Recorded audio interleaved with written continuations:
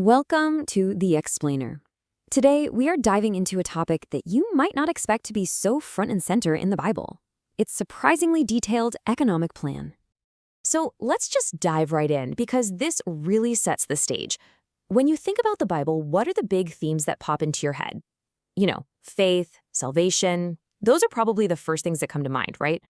Well, faith is a huge one for sure. And if you look at the source material, the concept of faith gets mentioned around 450 times. It's absolutely a foundational idea. Then there's salvation, another massive concept. That one comes up about 530 times. So yeah, these are definitely the theological heavy hitters. Okay, but get this. The Bible talks about wealth and our stuff, our possessions, over 2,350 times. I mean, that's wild. It works out to be nearly 10% of the entire book. That's more than 4 times as often as faith and salvation combined. And you might think, oh, that's just old laws. But no. Take a look at Jesus' parables. Out of 38 of them, more than 16 are about money. So what's the deal? Why this obsession? Well, the text suggests the reason is this. Wealth is seen as this incredibly powerful force, and because it's so powerful, it's also incredibly dangerous.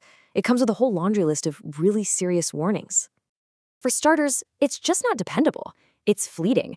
One proverb says, riches can literally sprout wings and fly away. Another passage talks about how it can be lost through misfortune. And hey, at the end of the day, you can't take it with you when you go, right?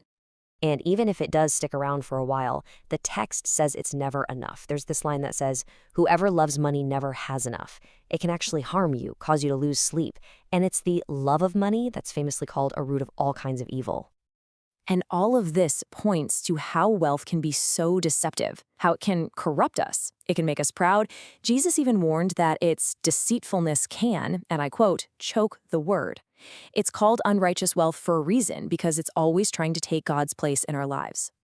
Okay, so if chasing after wealth is just this minefield of anxiety, danger, and dissatisfaction, then what are you supposed to do? What's the alternative plan?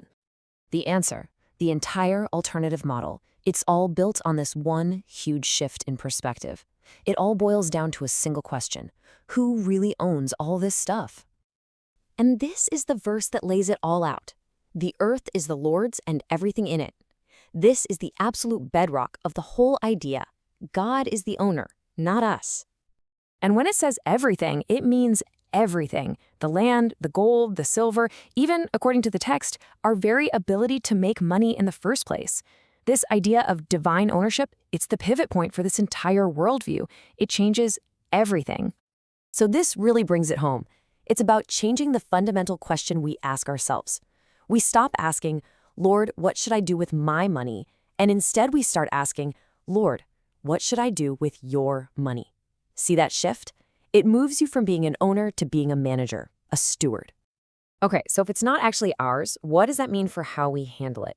Well, the text lays out a whole new path, one that swaps out all that anxious accumulation for, proactive trust.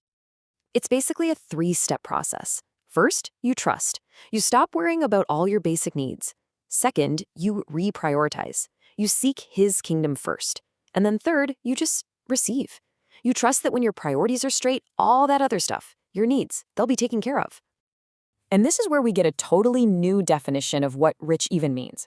The idea is that how you handle this temporary, worldly money, it's like a test. If you can be trusted with a little bit of that, you can then be entrusted with what the text calls true riches, things that have real, spiritual, and eternal value. And at the end of the day, this whole framework is built on a promise. Instead of putting your faith in a bank account, you're pointed towards a different source, and an inexhaustible one that promises to meet all your needs. So where does this leave us? This brings us to the real takeaway, the part where money and your inner life become completely tangled together. And really, this is the bottom line. For where your treasure is, there your heart will be also. That's not just a cute phrase. It's presented as a fundamental law of how we work as humans. Where you put your money is a dead giveaway for what you truly care about. It shows where your real allegiance lies. And that leaves us with a pretty challenging final thought, doesn't it? If our treasure and our heart are always in the same place, then taking a hard, honest look at our bank statement is really like taking a look into our own soul. So what is your heart really invested in?